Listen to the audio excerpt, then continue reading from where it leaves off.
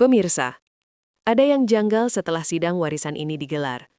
Bukan hanya soal harta peninggalan almarhumah yang kembali diperdebatkan.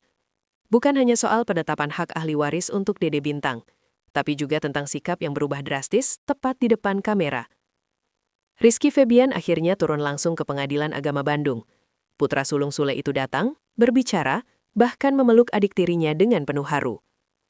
Namun di saat publik menanti klarifikasi dari pihak yang menggugat, sosok yang selama ini vokal justru memilih menghilang. Teddy Pardiana mendadak bungkam, langkah 1000 menghindari awak media. Ada apa sebenarnya di balik sikap tersebut? Mengapa isu warisan ini kembali memanas setelah sekian lama? Benarkah ada aset yang belum jelas keberadaannya? Dan apakah benar Dede Bintang hanya dijadikan tameng dalam polemik ini? Semua fakta terbaru, pernyataan lengkap Rizky Febian, hingga momen haru yang terekam kamera akan kami ulas secara eksklusif. Tetap bersama kami, karena cerita ini jauh lebih dalam dari sekedar soal harta. Pengadilan Agama Bandung pada Selasa 10 Februari 2025 menjadi pusat perhatian publik ketika Rizky Febian akhirnya hadir secara langsung dalam agenda mediasi terkait penetapan hak ahli waris. Putra sulung Sule itu datang untuk memenuhi proses hukum atas gugatan yang diajukan Teddy Pardiana mengenai status ahli waris bagi adik tirinya Dede Bintang. Kehadiran Iki, sapaan akrab Rizky, dinilai sebagai langkah tegas setelah sebelumnya ia dianggap bungkam dalam polemik harta peninggalan almarhumah ibundanya. Dengan raut wajah tenang namun serius, Rizky memasuki ruang sidang didampingi kuasa hukum. Ia menegaskan bahwa kehadirannya bukan untuk memperkeruh suasana, melainkan memastikan proses berjalan transparan dan sesuai aturan hukum. Publik pun menilai, langkah ini menjadi sinyal bahwa pihak keluarga ingin penyelesaian yang jelas dan tidak lagi dibalut asumsi atau spekulasi liar di media sosial. Di tengah suasana sidang yang formal dan tegang, momen emosional justru terjadi saat Rizky Febian bertemu kembali dengan Dede Bintang. Setelah sekian lama tak berjumpa, pertemuan itu berlangsung hangat di area pengadilan. Rizky terlihat langsung memeluk adik tirinya dan mengelus rambutnya dengan penuh kasih. Gestur tersebut terekam kamera dan segera menyita perhatian publik. Tidak sedikit yang menilai bahwa momen itu menunjukkan hubungan emosional yang tetap terjaga meski polemik hukum tengah berjalan.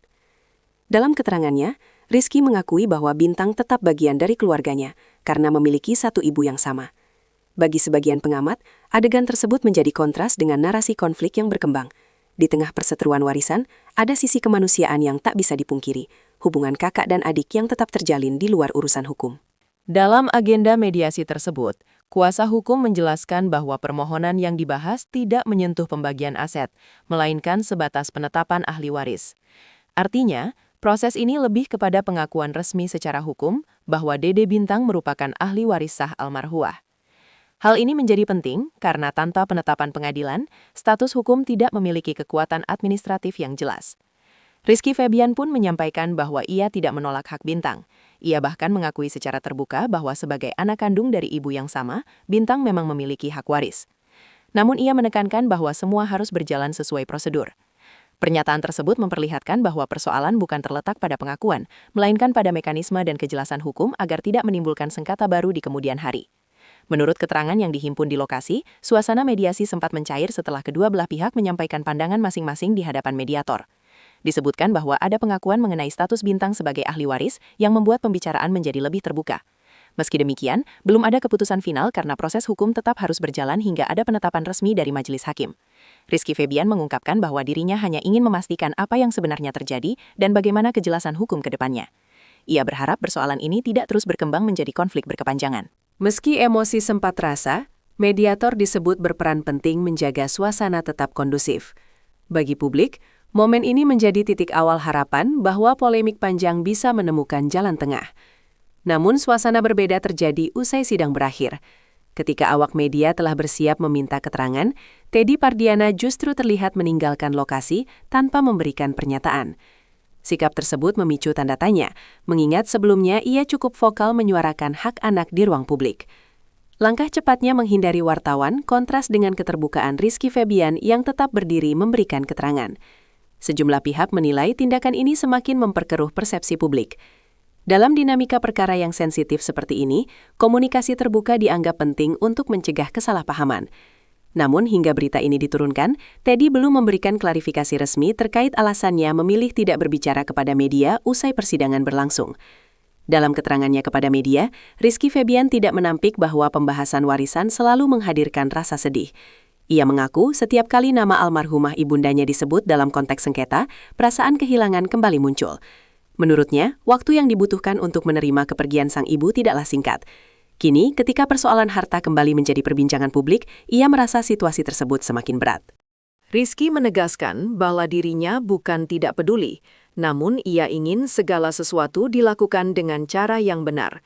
Transparansi menjadi kata kunci yang terus ia ulang. Baginya, warisan bukan sekedar angka atau aset, tetapi juga menyangkut amanah dan tanggung jawab yang harus dipertanggungjawabkan secara hukum dan moral. Salah satu poin yang disorot Rizky adalah kejelasan aset peninggalan almarhumah. Ia mempertanyakan daftar rinci harta yang menjadi objek warisan sebelum berbicara tentang pembagian. Dalam penjelasannya, Rizky menyinggung adanya aset berupa rumah kos yang disebut dibeli menggunakan dana miliknya dengan nominal mencapai miliaran rupiah. Hingga kini, menurutnya, aset tersebut belum memiliki kejelasan status penyerahan. Ia menilai, sebelum pembagian dilakukan, keluarga berhak mengetahui secara detail apa saja yang termasuk dalam warisan dan mana yang bukan. Transparansi ini dinilai penting agar tidak muncul klaim sepihak. Pernyataan tersebut sekaligus menunjukkan bahwa sengketa bukan semata soal pengakuan ahli waris, tetapi juga tentang akuntabilitas pengelolaan aset. Rizky Febian juga mengungkapkan bahwa selama ini komunikasi dengan pihak Teddy terbilang sulit. Ia mengaku kerap kesulitan menghubungi dan hanya dapat bertemu dalam ruang sidang. Padahal menurutnya, penyelesaian secara kekeluargaan lebih diutamakan sebelum menempuh jalur hukum. Iki menyebut telah memiliki itikat baik sejak awal, namun merasa tidak mendapat respon serupa. Situasi tersebut akhirnya membuat proses hukum menjadi satu-satunya jalan untuk mendapatkan kepastian. Dalam konflik keluarga, komunikasi yang terputus seringkali memperpanjang persoalan. Rizky berharap ke depan, dialog terbuka dapat terjalin agar tidak semua hal harus diselesaikan melalui pengadilan. Dalam sesi wawancara, Rizky juga melontarkan pernyataan yang menjadi sorotan publik. Ia berharap Teddy dalam keadaan sehat dan dapat mencari pekerjaan. Ucapan tersebut ditafsirkan sebagai sindiran terkait tanggung jawab sebagai seorang ayah.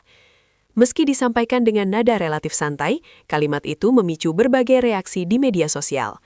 Ada yang menilai itu sebagai bentuk kekecewaan, ada pula yang menganggapnya respon spontan di tengah tekanan. Rizky menegaskan bahwa dirinya tidak ingin berpikir negatif, namun ia berharap hak anak diperjuangkan dengan cara yang benar tanpa harus menciptakan polemik berkepanjangan. Pernyataan ini semakin menegaskan adanya ketegangan yang belum sepenuhnya mereda di antara kedua pihak. Terlepas dari polemik yang terjadi, Rizky Febian memastikan bahwa ia mendukung penetapan hak ahli waris bagi Dede Bintang melalui jalur hukum. Ia menyatakan komitmennya untuk ikut mengawal masa depan adik tirinya hingga dewasa. Menurutnya, persoalan ini tidak boleh membuat anak menjadi korban konflik orang dewasa. Bahkan ia menanggapi tudingan netizen yang menyebut adanya eksploitasi anak dalam proses hukum. Rizky berharap proses persidangan berjalan adil dan objektif, sebagaimana ditegaskan hakim bahwa hak yang bukan miliknya tidak boleh diada-adakan. Kini publik menanti hasil akhir dari perkara ini, sembari berharap polemik panjang tersebut dapat diselesaikan secara bijak dan bermartabat demi kepentingan semua pihak, terutama sang anak.